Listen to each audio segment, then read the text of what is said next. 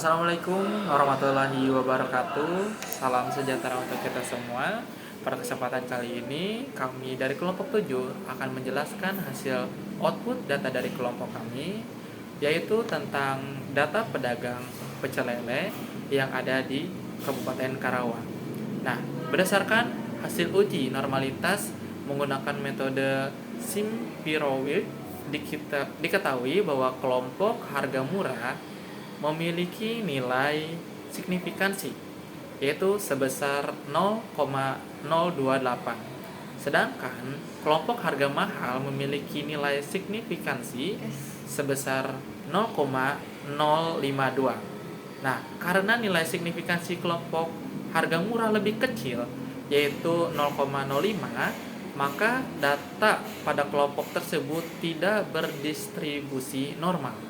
Nah, sementara itu, dari kelompok harga mahal memiliki nilai signifikansi di atas 0,05.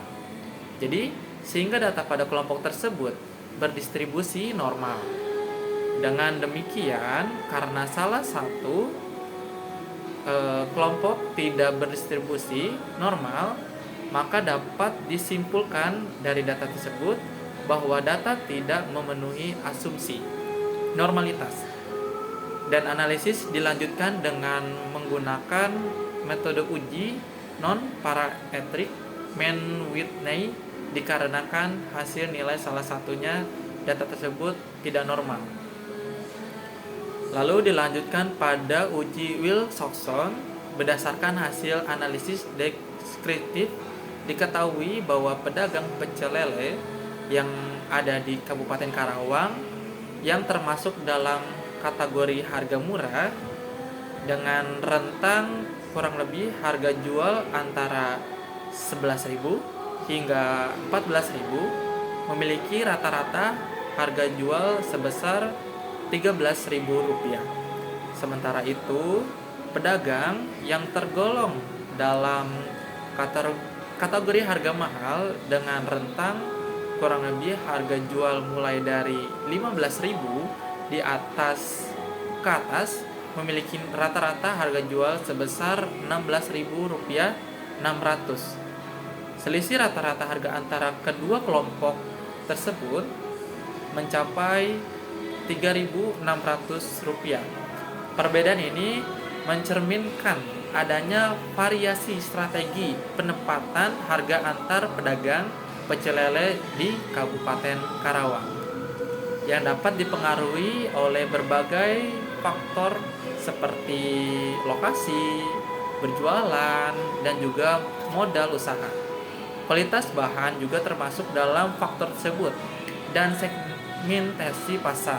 Rata-rata harga ini juga memperkuat hasil uji statistik sebelumnya yang menunjukkan adanya perbedaan signifikan antara kelompok harga murah dan juga kelompok harga mahal. Terima kasih. Selanjutnya, saya akan menjelaskan mengenai bab keempat, yaitu tentang hasil output data kami dengan menggunakan metode ANOVA. Oke, sekarang kita lanjut pada ke praktikum bab 4. Jadi, berdasarkan hasil praktikum yang dilakukan oleh kelompok 7, jadi penelitian ini bertujuan untuk mengetahui apakah terdapat perbedaan tingkat keuntungan bersih yang diperoleh pedagang pecel lele yang berada di Kabupaten Karawang berdasarkan jumlah modal usaha yang dimiliki. Modal usaha dikelompokkan ke dalam 3 kategori, yaitu modal kecil sekitar di bawah Rp600.000, modal menengah di sekitar Rp600.000 sampai Rp799.000, dan modal besar sekitar Rp800.000 ke atas. Dengan total 30 responden yang tersebar dalam ketiga kelompok tersebut, langkah awal analisis adalah melakukan uji normalitas menggunakan uji Shapiro-Wilk untuk mengetahui apakah data keuntungan pada masing-masing kelompok modal berdistribusi normal. Hasil menunjukkan bahwa hanya kelompok modal menengah yang memiliki nilai signifikansi di atas 0,05 yaitu 0,615. Sedangkan modal kecil sekitar 0,030 dan modal besar 0,032 tidak berkontribusi normal karena syarat distribusi normal tidak terpenuhi secara keseluruhan, maka tidak dapat digunakan uji ANOVA. Dan analisis dilanjutkan menggunakan uji Kruskal-Wallis sebagai alternatif non-parametrik. Dari hasil uji Kruskal-Wallis diperoleh nilai asumsi sebagai 0,3 lebih kecil dari taraf signifikansi 0,5. Terdapat perbedaan yang signifikan dalam keuntungan antara setidaknya dua kelompok modal yang dibandingkan.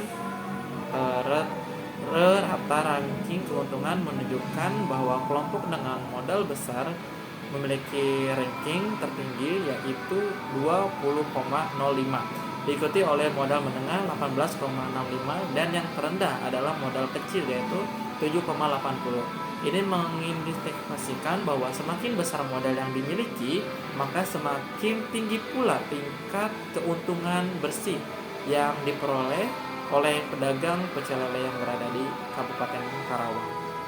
Untuk mengetahui secara lebih rincinya kelompok mana yang memiliki perbedaan signifikan, dilakukan uji lanjut atau uji post menggunakan uji mean weightness. Hasilnya menunjukkan bahwa terdapat perbedaan signifikan antara modal kecil dan modal menengah yaitu 0,005. Tidak terdapat perbedaan signifikan antara modal menengah dan modal besar sebesar 0,677. Terdapat perbedaan signifikan antara modal kecil dan modal besar yaitu 0,002. Nah, dengan demikian teman-teman semua dapat disimpulkan bahwa perbedaan keuntungan bersih signifikan terjadi pada kelompok usaha dengan modal kecil dibandingkan dengan dua kelompok lainnya. Sementara itu, usaha dengan modal menengah dan besar cenderung memiliki keuntungan yang relatif tidak berbeda secara signifikan. Secara keseluruhan, hasil penelitian ini menunjukkan bahwa besarnya modal usaha memiliki pengaruh terhadap besar kecilnya keuntungan yang diperoleh pedagang pecel lele. Pelaku usaha yang memiliki modal lebih besar cenderung mampu menghasilkan keuntungan yang lebih tinggi yang kemungkinan disebabkan oleh kemampuan untuk membeli bahan baku lebih banyak lagi, menawarkan variasi menu yang lebih luas, atau menarik pelanggan melalui fasilitas yang lebih baik. Ya, jadi teman-teman semua, itu merupakan hasil output dari kelompok 7 menjelaskan tentang bab 3 dan bab 4, yaitu tentang praktikum independen dan juga menggunakan praktikum ANOVA. Kurang lebihnya mohon maaf. Wassalamualaikum warahmatullahi wabarakatuh.